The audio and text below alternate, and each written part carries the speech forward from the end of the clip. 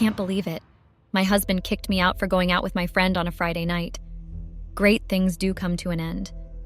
I sometimes think there's no such thing as a happy ending and forever after. What happened to talking things out and trying to fix things nowadays? Let me share my worst marriage experience ever. I got married to one of the world's most handsome, successful men. I thought, this is it. I'm officially taken and off the market. Looks like I jumped a gun on that one. Everything was perfect. The love, the gifts. He was my Prince Charming. My husband and I were a happily married couple.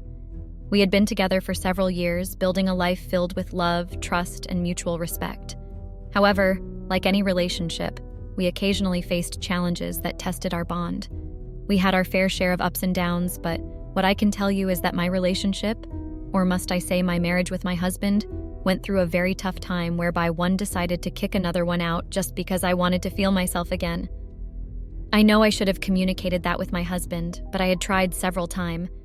His only focus was at work and we would end up spending less time together. But today I see that you can never let a friend in your relationship. I had told my friend about my marriage problems, which I deeply regret. So me finding solace in my friend, and she suggested that we go to the club, almost ruined me and my marriage. Yes, my image and my husband's got tarnished for a few weeks, but we survived through it. We had been married for several years, and our relationship had always been stable and loving. However, our seemingly blissful life took an unexpected turn one Friday night. I had been feeling a bit suffocated by the repetition of our routine. I had craved a change of scenery and some time away from the responsibilities of married life. Was I wrong for wanting some changes in our marriage? It was like we were old people.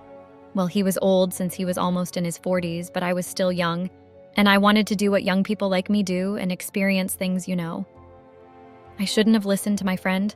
Alfred and I had been married for several years and had always enjoyed our strong and loving relationship. We were dedicated to our careers and often found solace in spending quality time together. However, as time went on, I began to feel like my personal freedom was slowly slipping away. Redditors, please tell me what I should have done if one was to find themselves in the very same situation that I was in. What were you going to do? No judgments, please, just tips and advices. I, 28, got married to Alfred Morgan, 36, owner of Morgan's Inc. He owns properties around the world and also has shares in other people's companies that are progressive. People think he is wealthy because of his surname. We are from New York City. We met at Starbucks. I was getting coffee for my terrible hangover, and here he was looking fancy in his suit. I accidentally bumped into him and spilled coffee on him. He just said, "Someone had a fun night." As I was trying to wipe off coffee from his suit, I was so embarrassed. He just looked at me and said, "It's okay, you'll have to take it to the laundry." So we went to his office where he had a spare suit. I felt like a maid, and also embarrassed as he gave me his suit and a piece of paper with his address on it. I made the delivery on the 5th floor at Trump Tower. His apartment was clean, and the view of the city, I was amazed in my mind. I was like, who's this guy? He came as I was looking at the view and offered me coffee and said, "Make sure you don't spill this one." And this is how everything started, from a good conversation to seeing each other more often. I do not know how we dated. It just happened. We went on for years until he popped the question, "Would you marry me?" I couldn't believe it. At that time, we were in Venice in Italy. This man proposed on the boat. What a dream. I said yes immediately. Who would say no? He's wealthy and successful. My life was secured.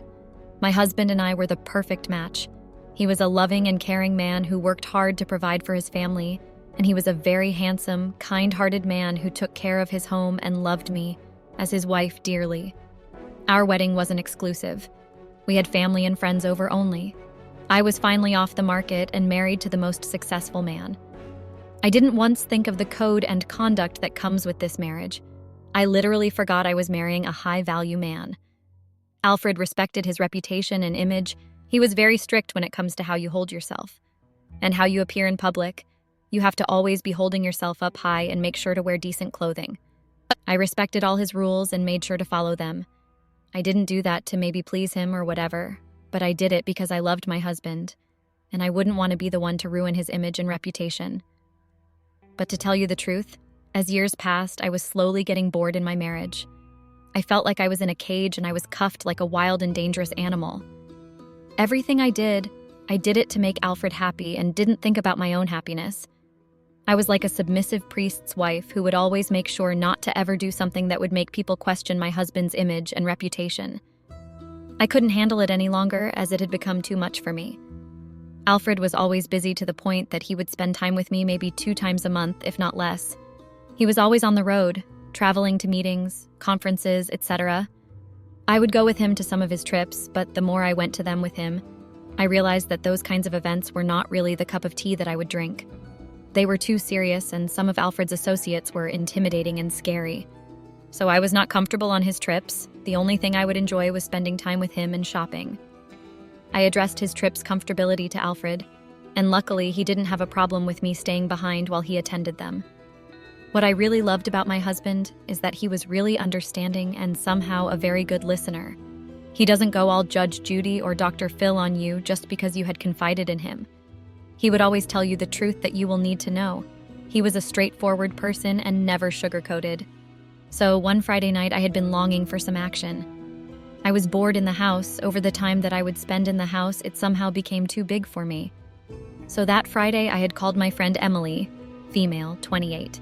It had been a very long time since we had last caught up, so I asked if she was available, and to my fortune, she agreed. So I decided to meet up with my friend Emily for a night out on the town. As I left to enjoy my evening, I had no idea of the storm that would be waiting for me when I returned home.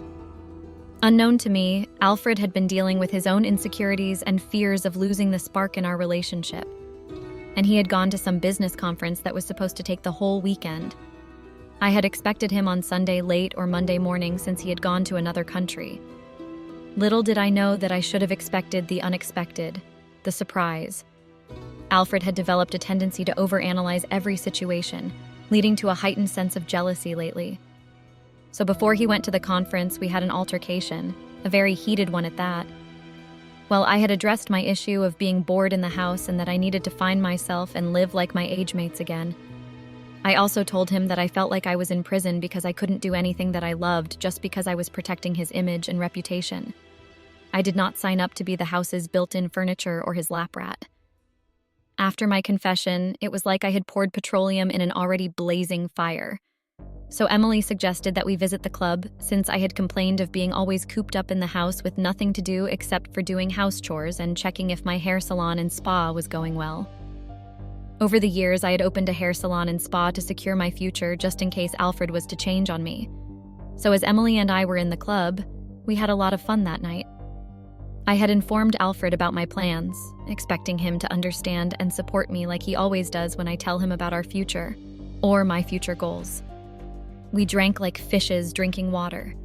I felt like I had been missing out a lot and it was time to get my groove back without tarnishing or disrespecting my husband's image. To my surprise, Alfred reacted negatively. He became upset and expressed his disapproval of my decision to go out without him. I was taken aback by his sudden change in attitude, as they had always encouraged each other to maintain our individual friendships and interests. Till today, I am still asking myself why people change when they get married. I'm saying that because during the dating or getting to know each other phase, one person becomes carefree and stress-free. We explore things together, but when I say I do in front of the priest, God, our families and friends, everything changes. None of what we once did when we were doesn't apply when we get married. How unfair is that? I drank like it was my first and last time drinking. I was so grateful for Emily for suggesting that we go out because it was what I had needed. To be carefree and stress-free, I needed to live my youthful life to the fullest before I reached my 30s. The way I was intoxicated, I couldn't remember some of the things that had happened that night. The only thing that I remembered was drinking and dancing, especially dancing on top of the club's table. It felt so refreshing and great to finally be myself and do things unapologetically. Little did I know that during all the good vibe and carefree night, someone was actually taking a video of me, which was the one that had got me in trouble with Alfred. So, when I arrived home late that night, Alfred was consumed by a mix of anger and insecurity. As I was about to enter the front door, I heard the sound of my husband's voice. He was furious and shouting at me. He couldn't believe that I had disrespected him and his image. On top of that, I stayed out past midnight. He accused me of not caring about him or our marriage and insisted that I pack my bags and leave immediately. He couldn't understand why I would choose to go out without him, and his mind immediately jumped to conclusions. In his vulnerable state, he let his emotions get the best of him and made a rash decision. Alfred thought I was going to wait for him to beg his God Almighty to approve of us to live a little in our marriage. I mean, I had already addressed the issue and he decided to burst onto me, then went to whatever conference that he had gone to. He didn't think that he had married someone 8 years younger than him, and I was not about to act like a retired nurse and wait for grandchildren to visit me. I was still young and I needed to live my life. That was what he didn't want to understand. Just because I was married to him didn't mean that I should be a prisoner in this marriage. He also needed to let loose a little so that he won't age early and eventually pass away while he hadn't enjoyed his life. I loved how dedicated he was with his work, and he wanted everything to be perfect in his businesses, but he needed a break, though it wasn't what he wanted.